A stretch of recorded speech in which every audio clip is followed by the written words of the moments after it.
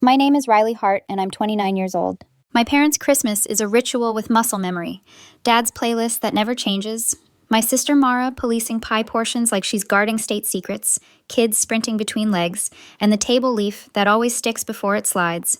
It's messy and warm, the kind of chaos that makes you feel both seen and roasted. 2 weeks before the holiday, I was stirring a pot of simmering tomatoes in my apartment kitchen, phone propped on a recipe, when Adrian, my boyfriend of 3 years, said too casually, "Hey, so, I invited Marissa to Christmas at your parents' place." The spoon paused midair. "Your ex-girlfriend, Marissa?" He didn't even look up from his screen. "She's going through a rough patch. No family nearby." It felt human. Human, I echoed. The sauce popped like it agreed with me and also wanted to burn the place down. "And you cleared this with me?" "Of course," he said, and only then glanced up. "I mean, I already asked your mom first. She said it was fine. She's an angel." It was such a small sentence to carry so many wrong turns. He asked my mother before me. He said be human like I was proposing cruelty. And he used angel as currency, flattery to justify a boundary crossed. "It's weird," I said carefully. "Not because I'm insecure, because it's a family holiday." "It's only weird if you make it weird." His tone sharpened on the edges. "Please be mature about this, Riley." There it was, the spell adults cast when they want you to be quiet. Be mature. Translation: don't react. Don't object. Don't inconvenience my decision with your feelings. "Okay," I said, and turned the stove off. "She can come." He smiled, relieved, and kissed my cheek like I'd passed a test I hadn't studied for. I washed dishes after he went to bed. The city hunched against the window, lights blinking like tired eyes. That's when the hum in my chest started.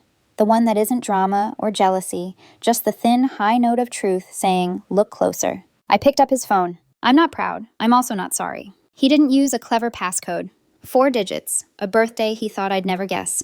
The messages were tidy and relentless, months of texts with Marissa, nothing explicit, just death by 1,000 soft words.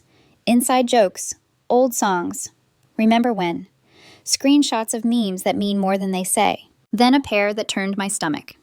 Marissa, I miss what we had. Things were simpler. Adrian, I know.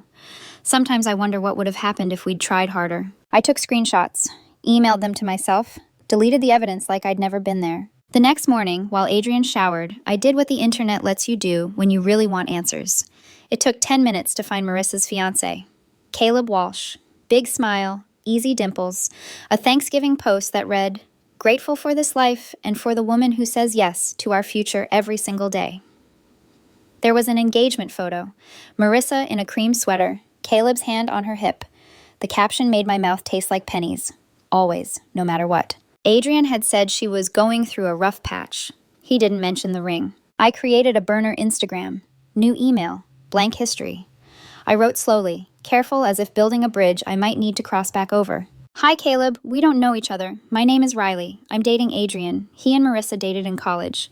This is awkward, but I think you should know. Marissa was invited to my parents' Christmas by Adrian. I've also seen messages between them that feel beyond friendly. I'm not here to ruin your holiday. I just believe you deserve the same information everyone else has. If you want to talk, here's my number." He replied in under an hour. "Caleb, thank you for telling me. She said she had a work friend's dinner. Could we talk?" We moved to text. He was controlled, not cruel. I sent him 3 screenshots, no commentary. He sent back one sentence I won't forget. "I'd rather be humbled by the truth than comforted by a lie." We spoke for 30 minutes like 2 people studying the same map from opposite corners. By the end, I said, "You can come to Christmas if you want to hear it all out loud. I won't ambush you, and you don't owe me anything. But you shouldn't be the last to know." "Are you sure?" he asked softly. "Won't that be a lot?" "Probably," I said, "but pretending is worse." He exhaled. "Text me the address." The week leading into Christmas was a theater of normal. Adrian debated side dishes. He suggested we exchange gifts with Marissa, a joke that almost made me laugh enough to cry. He talked timing and logistics like we were planning a harmless surprise and not a controlled demolition. Christmas morning arrived, dressed like tradition. Coffee, ribbons, my dad's predictable joke about batteries not included. The air smelled like cinnamon and truce. At 1 p.m., we pulled into my parents' driveway.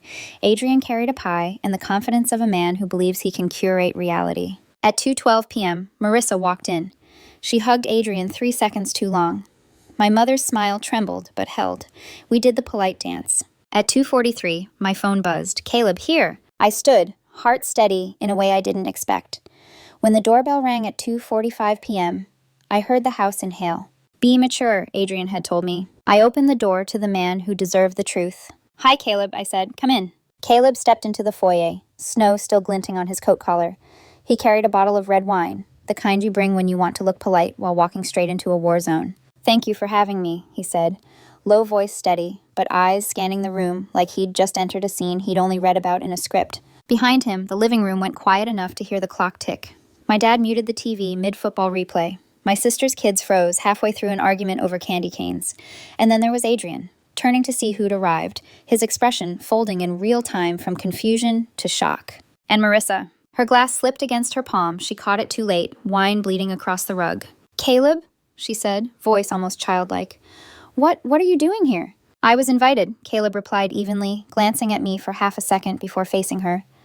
By Riley. Marissa blinked fast. You invited him? I smiled, calm enough to scare myself.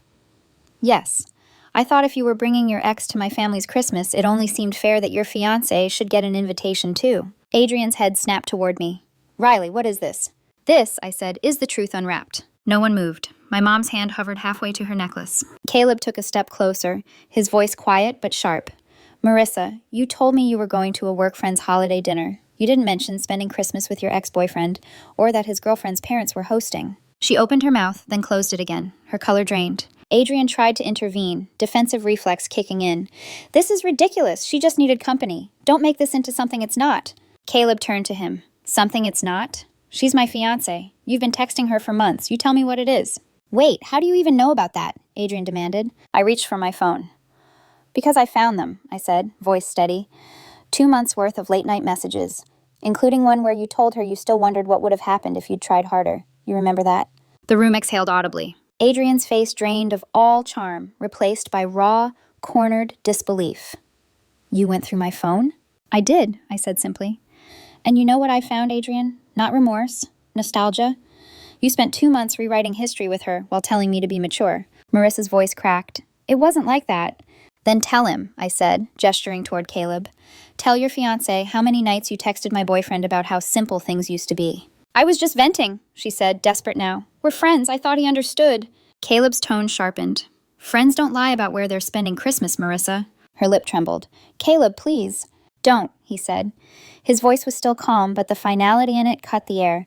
Don't make me pity you more than I already do. Adrian stepped forward, palms up. Okay, enough. This is getting blown out of proportion. Nobody cheated. It's all misunderstanding. Then why did you lie about her being single? I interrupted. You told me she was going through a rough time, remember? You said she had no one. He froze. I didn't think it mattered. It mattered when you used that lie to get my mother's approval, I said, my tone tightening.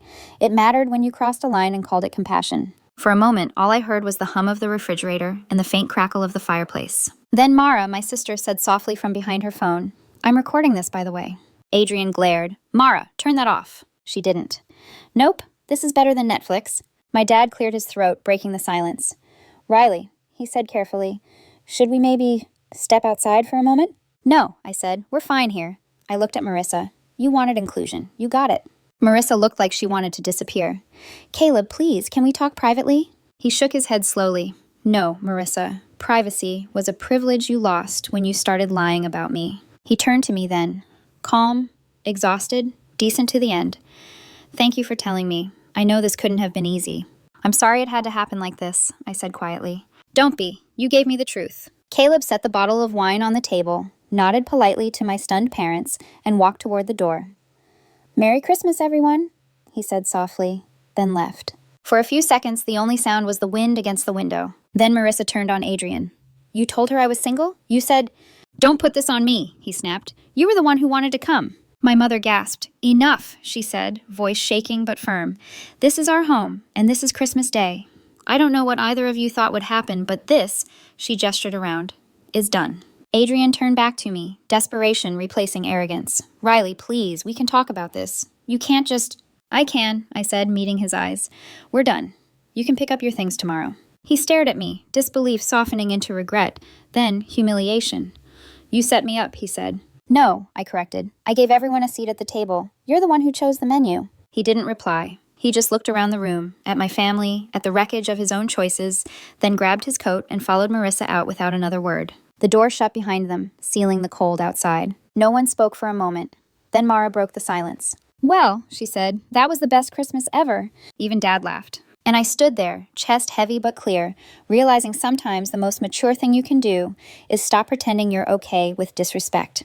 The next morning, my phone looked like an emergency broadcast system. Adrian, 12 texts. We need to talk. Adrian, 1 missed call. Please pick up. Adrian, later. I can explain. By the time the 12th message came through, you humiliated me in front of everyone. I'd muted him. At 9 a.m., I walked into our shared apartment with my dad. The space smelled like last week's cologne and denial. We packed quietly. My clothes, my laptop, the small life I'd built around someone who told me to be mature. My dad didn't say much, just loaded boxes into the trunk, his silence the kind of protection you don't have to thank out loud. On the counter sat a handwritten note in Adrian's messy scrawl. Riley, I never meant for things to go this far. I care about you. I was confused. Please don't throw us away over one mistake. He'd underlined confused twice. I left the note right where it was, a monument to the kind of clarity that only comes too late. That evening, the group chat between my sister and me lit up. Mara. The video's already in the family group chat. Me. Oh God. Mara. Relax. Everyone's team Riley. Aunt June said it's the most exciting Christmas she's had since her divorce. I laughed, for the first time in days. The laugh that comes when pain starts to lose its shape. By the weekend, the postmortem began. Friends weighed in with comforting hypocrisy. He didn't cheat, technically. Maybe you overreacted. You could have talked it out privately. People love rewriting other people's boundaries when they've never had to live inside them. I didn't reply. I didn't owe anyone my reasoning. Instead, I opened an email from an unfamiliar address. Caleb Walsh at... Hi, Riley. I wanted to thank you again for reaching out. It was messy, but necessary. I ended the engagement that night. I've moved out. It hurts, but I'd rather feel honest pain than be fed polite lies. You handled yourself with more grace than anyone deserved that day. If you ever want to talk, you've got a friend. I read it twice. He wasn't flirting. He was grateful. The kind of gratitude that comes from knowing someone else blew the whistle when they didn't have to. I replied simply, "Thank you, Caleb. I hope your next chapter starts lighter than this one ended." He wrote back, "It already has. Merry Christmas, Riley." Meanwhile, Adrian spiraled. Mutual friends told me he'd spent the week blaming everyone but himself. Me for snooping, Marissa for leading him on, my sister for filming. He'd turned humiliation into a public sport, as though rage could rewrite footage. Marissa apparently had tried to reach Caleb again. He didn't respond. She moved back to her sister's place 2 towns over. Social media went dark, except for one vague story post. Lesson learned. I almost commented, which one? But self-control isn't about silence. It's about choosing where to spend your energy. A week later, my lawyer friend drew up a short-term exit agreement for our apartment lease. I sent it to Adrian with a single text. Keys by Friday. Utilities transfer by the 1st. He showed up 2 days later, looking older, paler, quieter. No speeches this time. Just placed the keys on the counter and mumbled, "You really aren't going to forgive me, are you?" I shook my head. "Forgiveness isn't a prize, Adrian. It's a process. You're not in it." He nodded once, eyes glassy, then left. The door clicked shut with the kind of finality that doesn't echo. That night, Mom called. "Sweetheart," she said gently, "next year we're screening all holiday guests. You've earned the right to a peaceful dinner." I smiled. "Add that to the new family tradition." She hesitated. "Do you regret how you handled it?" I looked around the apartment, half empty, quiet, clean, and said, "Not for a second." There's something liberating about watching a man who once told you to be mature choke on his own definition of it. Because here's the truth. I didn't ruin Christmas. I just unwrapped what was already rotting under the tree. 2 months later, winter softened its grip. The holiday decorations in the neighborhood were gone, but a few stubborn strands of tinsel still clung to fences, glittering in defiance. I was back in my own rhythm.